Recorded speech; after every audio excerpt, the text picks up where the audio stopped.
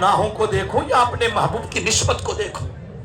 ये जो तुम्हें निस्बत मिल गई, तुम मेरे महबूब के उम्मती हो, इस निस्बत ने तुम्हें 1.25 लाख नबियों की उम्मतों में से अफजल उम्मत बना दिया।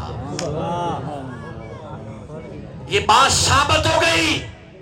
इज्जत, शर्फ, वकार, शोहरत, अजमत, मकाम पैसे से नहीं मिलता, मनसब से नहीं मिलता।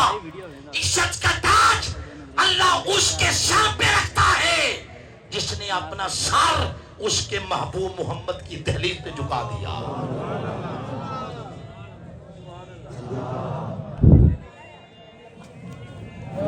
अभी आपको दो आयत सुनाई, एक और सुन, एक आयत और सुन ले। आप कभी कुरान पाक को पढ़ें, अंबिया का जिक्र, तो अंबिया के जिक्र के साथ उनकी अज़वाज का भी जिक्र है।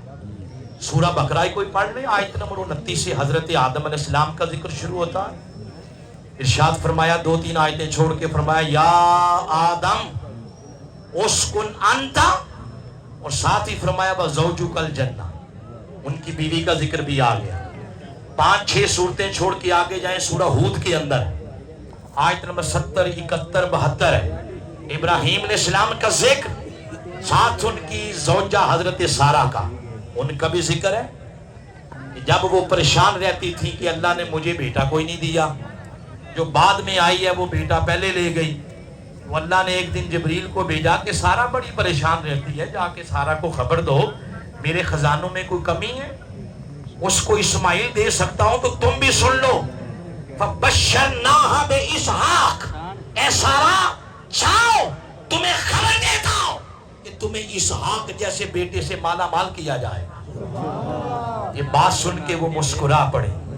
आप भी सुन के मुस्कुराए हैं ना, खुश हुए हैं। तो जब अल्लाह की नेमत मिलने पर कोई खुश होता है तो अल्लाह नेमत का और दरवाजा खोलता है।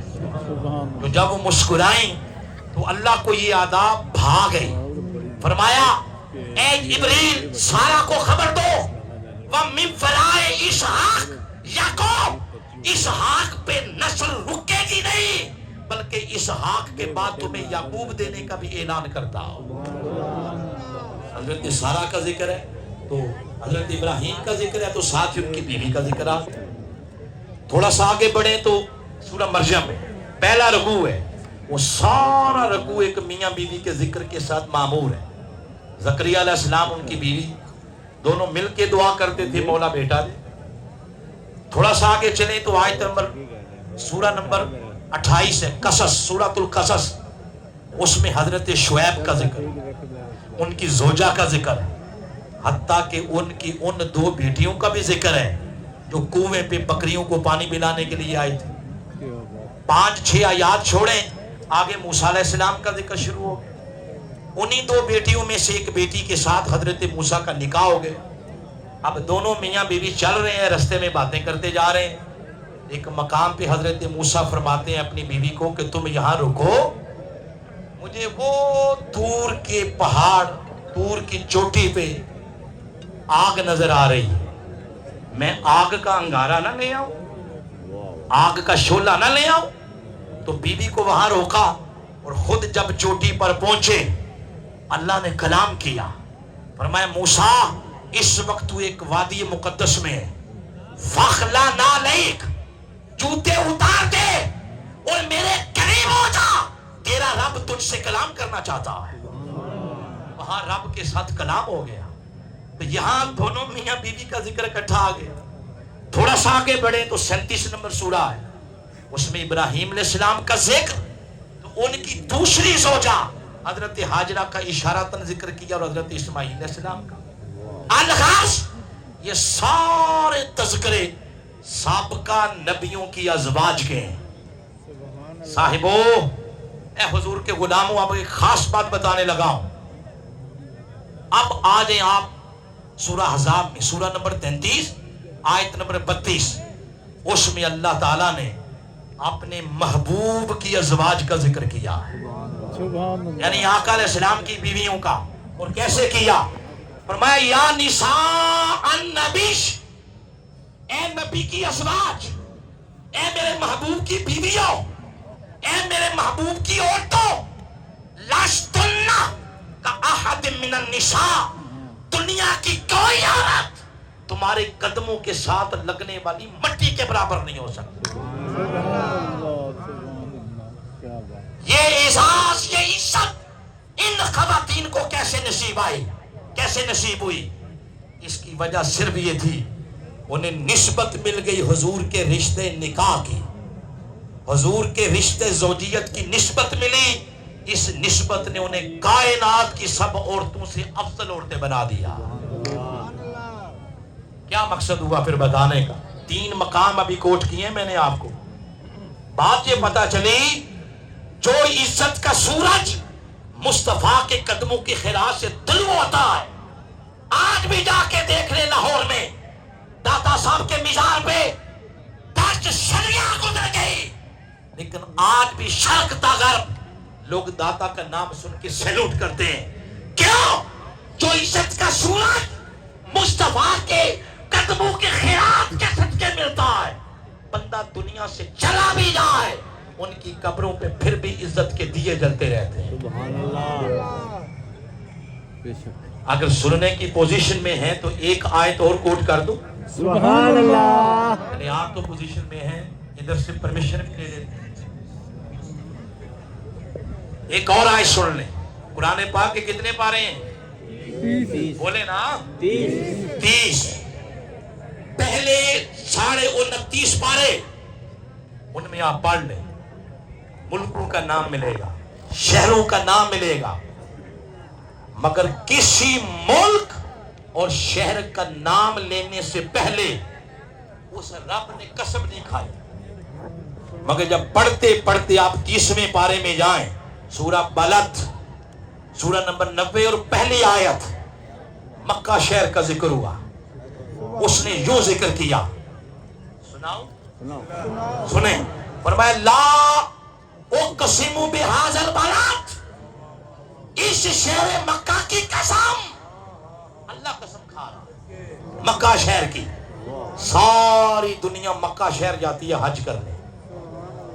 اگلے سال جو آپ کے حجرہ شاہ مقیم کے حجاج جائیں نا مکہ پاک، ان کو مبارک دینے جائیں، اور ساتھ یہ سوال کرنا کہ مکہ شہر کی قسم اللہ نے کیوں کھائی۔ 99% لوگوں کو کوئی نہیں پتا ہوگا کہ اللہ نے مکہ شہر کی قسم کیوں کھائی۔ سبحان اللہ۔ کوئی بندہ یہ کہے گا اس شہر کی قسم اس لیے کھائی کہ بیت اللہ نے وہی وہاں، تو جب قرآن سے پوچھا تو قرآن مکر گیا، اس نے کہا نہیں، مکہ بیت اللہ کی وجہ سے اللہ نے قسم نہیں کھائی۔ کوئی کہہ سکتا ہے کہ وہاں زمزم میں برکت والا پانی ہے، اس وجہ سے اللہ نے قسم کھائی ہوگی، قرآن سے پوچھا تو وہ نہ کر گیا، اس نے کہا یہ وجہ نہیں ہے۔ کسی نے سوچا کہ یہاں صفا مروہ ہے، قرآن سے پوچھا تو جواب نفی میں آ گیا۔ کسی نے جواب دیا کہ ہو سکتا ہے وہاں قرآن اترا ہے، قرآن نے فرمایا میری وجہ سے بھی قسم نہیں کھائی۔ کوئی سوچ رہا ہوگا وہاں مینا ہے، مزدلفہ ہے، عرفات، اس لیے قرآن نے کہا یہ ساری جگہ مقدس والی ہیں، احترام والی ہیں، مگر اللہ نے ان کی وجہ سے قسم نہیں کھائی۔ تو قرآن تو ہی بتا دے اللہ نے قسم کیوں کھائی۔ تو فرمایا سنو، لا اقسم بہذا البلد، اس مکہ شہر کی قسم۔ بولا کیوں؟ فرمایا وجہ صرف یہ ہے وَأَنْتَ حِلٌّ بِهَذَا الْبَلَدِ، اس شہر میں میرے محبوب کا ڈیرا ہے، میرے محبوب کا مسکن ہے، میرے محبوب کے قدم لگے ہیں، میرے محبوب کی یہ جائے ولادت ہے، تو اس وجہ سے اللہ نے مکہ شہر کی قسم کھا لی۔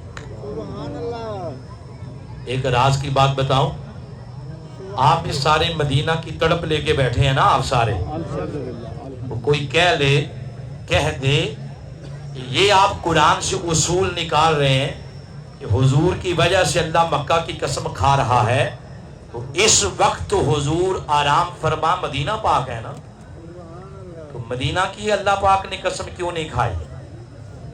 حجرہ شاہ مقیم والوں، اسی آیت سے میں اگر آپ کو مدینہ کی قسم نکال دوں تو خوش ہو جاؤ گے؟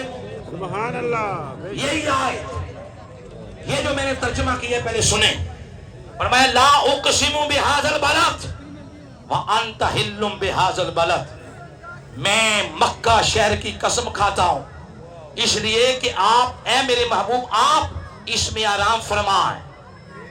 اب یہ جو ترجمہ ہے اس ترجمے میں لا اقسم، لا یہ زائدہ ہے. اور کبھی آپ ترجمہ پڑھیں رواں صدی میں عقائد صحیحہ کے امام وقت کے مجدد شیخ الاسلام ڈاکٹر محمد طاہر القادری مدد العالی ترجمہ عرفان القرآن کبھی پڑھے ان کا، آپ نے حاشیے کے اندر یہ ترجمہ لکھا ہے، حاشیے کے اندر. اور وہ جو ترجمہ لکھا ہے یہ 1450 سال کا ایک تاریخ کا تسلسل ہے. جس مفسر کے دل کے اندر حضور کا ادب ہے، حضور کی محبت ہے، وہ جب قرآن کو پڑھتا ہے تو پھر اسے نظر آتا ہے زیراں زبراں شداں مداں شان نبی وچ آئیاں آما لوکاں خبر نہ پائی خاصا رمضاں پائی. سبحان اللہ. یہ خاصوں والی بات ہے جو اب بتانے لگا. اب ذرا اونچی آواز میں بولیں لا اقسمو کا لا بولیں، لا لا پھر بولیں لا. اس لا کا ترجمہ اب زائدہ نہیں نافیہ کی شکل میں کرنا ہے تو ترجمہ ہوگا نہیں. بولیں ذرا لا کا ترجمہ نہیں، نو. اقسم مضارع کا صیغہ ہے.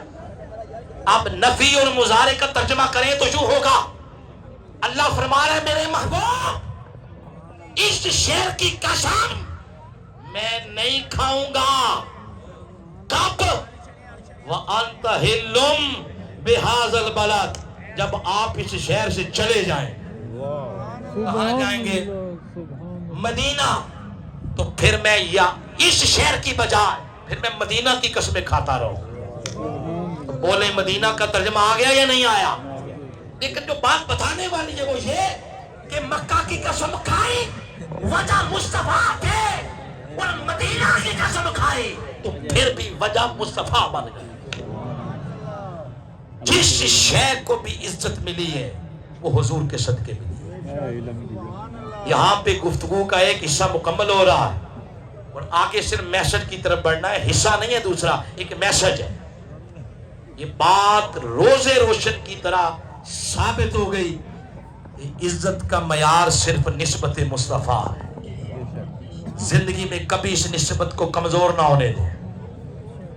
اب آپ مجمع میں کوئی بندہ کھڑا ہو کے پوچھ سکتا ہے علامہ صاحب آپ نے درجنوں آیات کوٹ کی ہیں اس پر، عزت غلامی مصطفیٰ سے ملتی ہے. لیکن آج ہماری عزت کہاں ہے؟ ہم تو دنیا میں ذلیل ہو رہے ہیں.